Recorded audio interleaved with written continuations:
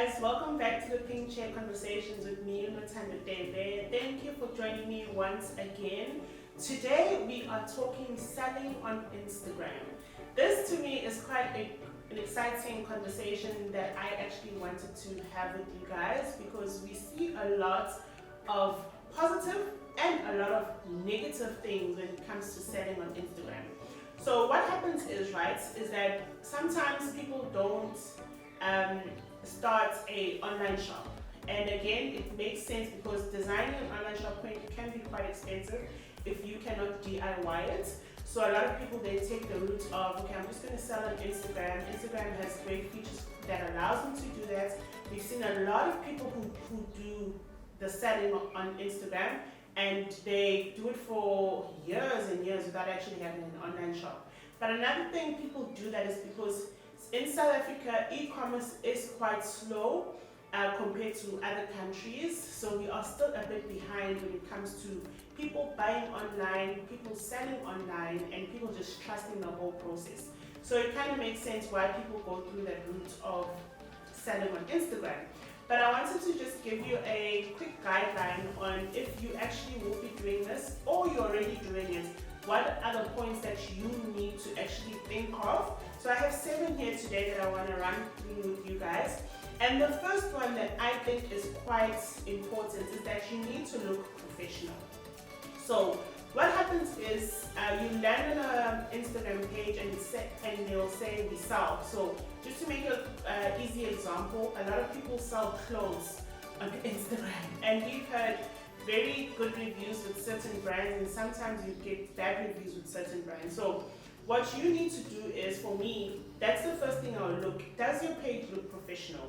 Do you have a professional brand identity, which is like your logo? Is your packaging professional? All of those things to me is quite important. So I'll make an example with me because I buy a lot of online stuff, but I buy clothes from brands that actually have an online shop that I can see, that has an address and all of those things.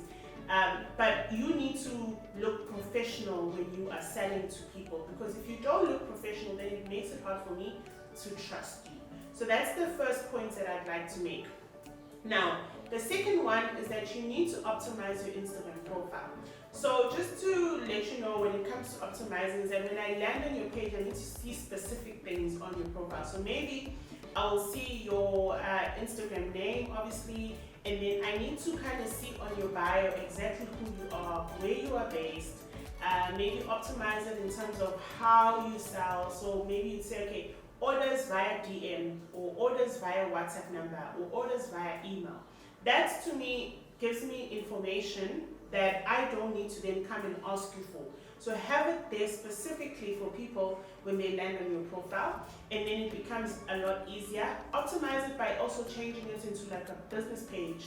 So when I click on your profile, I get call, I got email here. It makes it easy for me to be able to contact you should I need to call you before I need to buy. But those things are important to have there, especially contact details. So in case I need to follow up on my order once I've paid, or I need to send you a POP, those things are there and I don't have issues with it. So make sure your profile is set up like that to make it easy for people to basically trust you. Now, my third point is to showcase your products and your offering professionally. So again, there's a lot of people who sell clothes online. If you are not showcasing your clothes in a professional way, in maybe shots via on a model, for instance, I won't be able to basically be motivated to buy the clothes. So make sure you take good professional pictures. Make sure you get a model to wear the clothes, so I can see, okay, on my body type, will that look nice, or maybe it's not for me. If you don't showcase your products professionally and clearly, then it makes it hard for me to be motivated to actually buy it. So think about those things. I know sometimes people sell items that they actually don't have on hand, which is actually a big problem, because I will pay you and then you still have to order it, and then you still have to send it, and that's just going to take forever. The one thing that a lot of people, especially for me as well, if I'm buying online, I want my item as soon as possible, because then why am I buying something online that I'm still going to wait for weeks for? I might as well go to the mall and come back with it same day. So don't make it an inconvenience for me to be buying anything from your shop. So make sure whatever you're showcasing is clear, professionally taken, because again, that builds trust for me before I can give you my money. Now, my fourth point is something that a lot of people fail to do.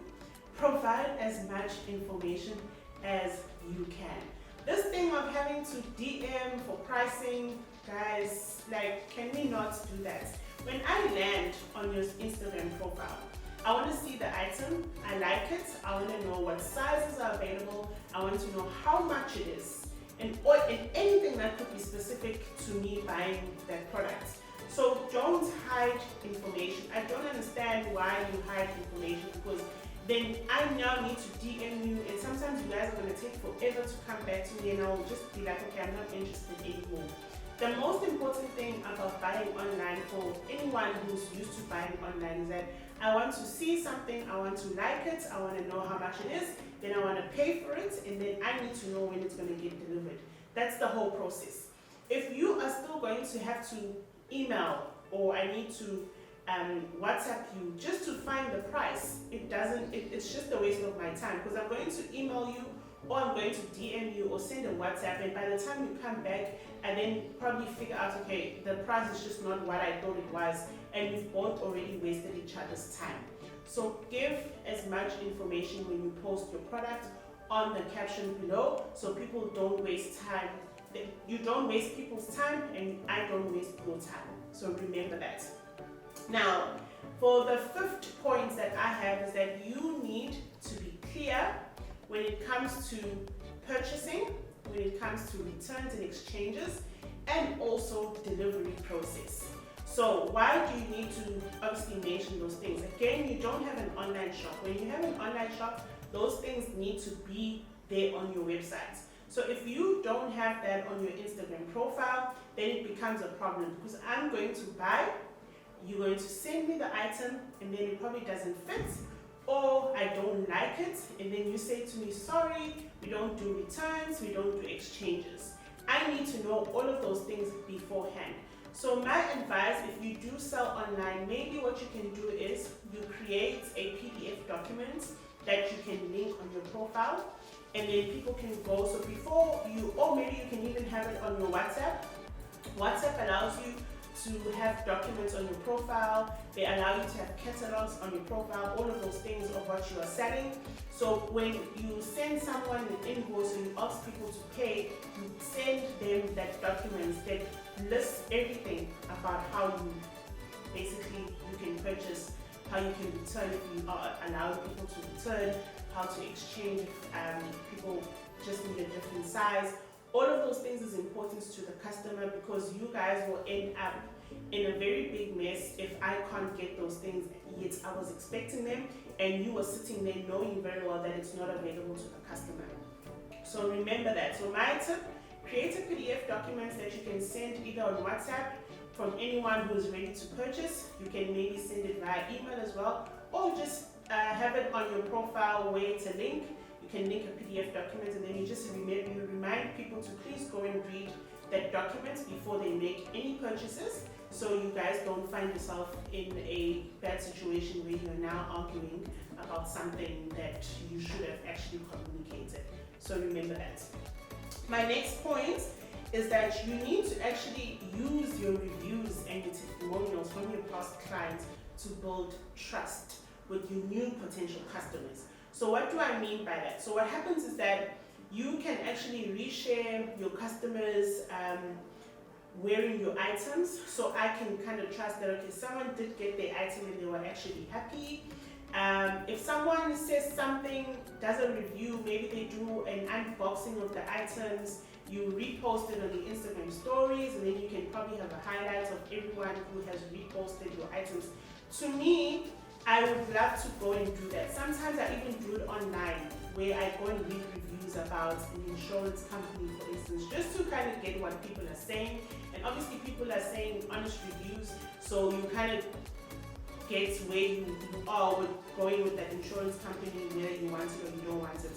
So same thing, if I'm going to buy from a shop that I'm not used to, that wants me to pay via EFT because they don't have an online shop, I don't even know where I'm going to find you, then I need to hear from other people what they are saying about this brand. And sometimes, as you've probably seen, there's been a lot of discussions about certain hair brands, certain brands that sell clothes on Twitter, and it can never be nice when you see those brands being spoken about in a negative way, because they're just not good with their customer service, or their items are really bad.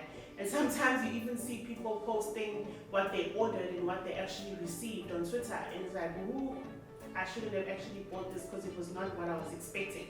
So make sure you use whatever reviews you're getting and whatever testimonials you are getting from your customers to repost and share on your profile to build trust with your potential customers. It works really, really well, and I won't even think twice about buying the products once I see those reviews. I'll just give you my money, knowing very well that I might get what I'm actually paying for.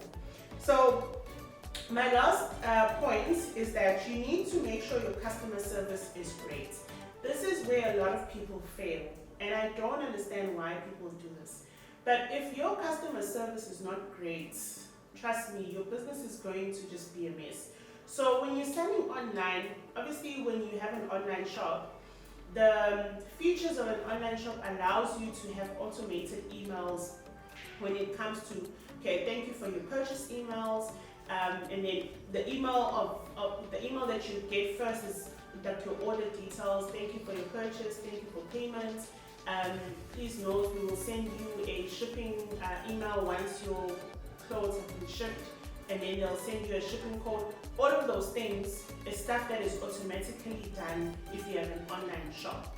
Now, if you don't have an online shop and you're selling via Instagram or WhatsApp or whatnot, you need to be communicating with your customer. From the time they pay, you say, thank you, payment has been received.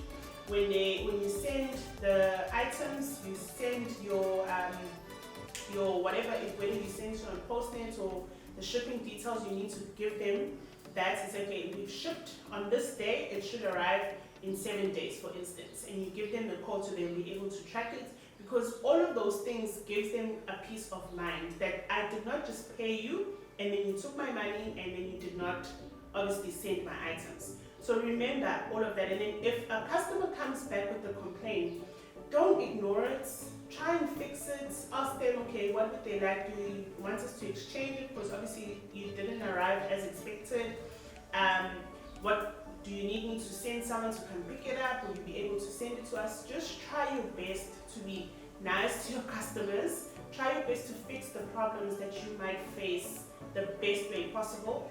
And I know sometimes you deal with customers that can be rude and difficult, but try and not be obviously the person who goes over what they're already doing. So just try and be nice to people. I know it's tough. I also sometimes deal with customers who can be rude, but you need to try your best, because this is your business, this is your brand, and you don't want a rude customer to go and say something negative about you, knowing very well that they were also rude, and yeah, that's just a mess. So make sure whatever you are doing when it comes to your customer service is something that people will obviously be happy about, because again, whether the person liked the item or they were not too happy about it, at least they will say, okay, the person that I spoke to was actually very nice and accommodating, and they sorted my problem to the best of what I actually wanted, even if I didn't like the item and I still had to send it back. Customer service is key when it comes to dealing with people, especially people that give you money online.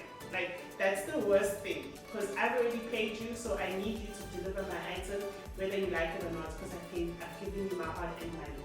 So if you are someone who is selling clothes online, I hope these tips will obviously help you and allow you to navigate the whole journey when it comes to selling on Instagram, because I'm pretty sure it's not easy.